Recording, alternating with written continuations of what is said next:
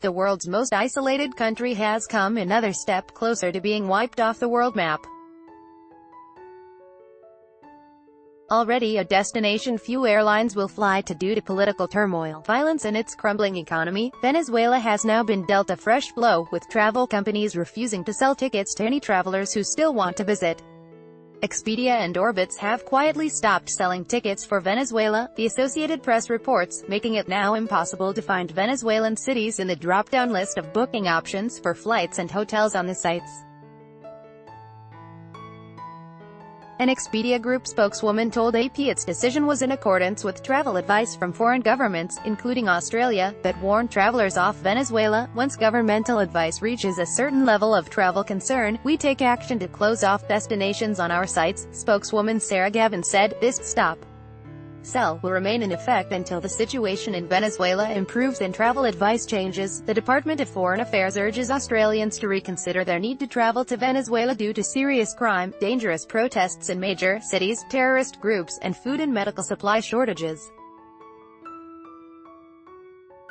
The U.S. State Department has put Venezuela on its "Do Not Travel" list, following Venezuelan President Nicolas Maduro's decision to sever diplomatic relations with the U.S. While the travel companies turned their back on Venezuela, its optimistic but financially crippled government has been confident that tourism, which Tourism Minister Marlene Contreras said was the oil that never runs out, would help it get back on its feet. Last year, Mr. Maduro revealed plans for a luxury revamp of the languishing, state-run Humboldt Hotel in Caracas, which he promises to be the first 7-star hotel in Venezuela, as the government talked up tourism opportunities. Despite offering a wealth of natural beauty, including the world-famous Angels Falls, Venezuela is the second-last-ranked country in terms of tourist growth, according to the World Travel and Tourism Council. The council said Venezuela has even less growth than war-torn Syria and Libya.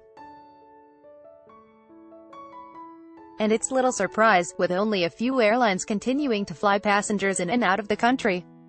U.S. Airlines United and Delta, Germany's Lufthansa, Argentine Airlines, Air Canada, Aeromexico, Alitalia and Colombian airline Avianca are among those that have suspended their services to the country due to concerns over violence and political uncertainty.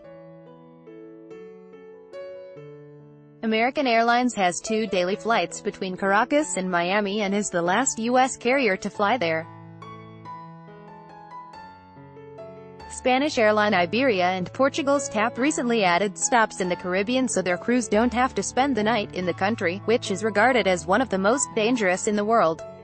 As well as concerns over the safety and security of passengers and crew, airlines have also been deterred from servicing Venezuela due to unpaid government contracts. The International Air Transport Association (IATA) has said Venezuela owes $5.35 billion to several international airlines, which it will struggle to repay. Venezuela is becoming disconnected, IATA Vice President Peter Cerda said in late 2017, as a flurry of airlines announced they were pulling up stumps on their Venezuelan routes. It's practically disconnected from the rest of the world, above all by air, and we can't see any solution in the short term. AP reports the few Venezuelan airlines still in operation are financially struggling, fly aged planes and have spotty safety records. They may face more struggles with the U.S. having put sanctions on Venezuela's government-owned oil company, which will make it difficult to import fuel and petrol products. More than 40 people have died in Venezuela following demonstrations that began last month calling on Mr. Maduro to step down and pass control of the country on to opposition leader Juan Guaidó.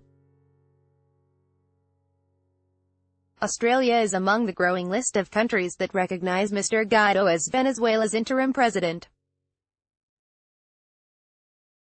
Meanwhile, Venezuelan people are being plunged further and further into economic chaos, with the wealthy fleeing to neighboring countries and as far away as Spain.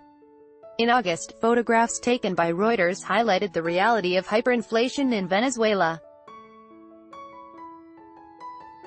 A 2.4 kilograms chicken was pictured next to a huge stack of 14,600,000 Bolivar notes at a street market in capital Caracas on August 16.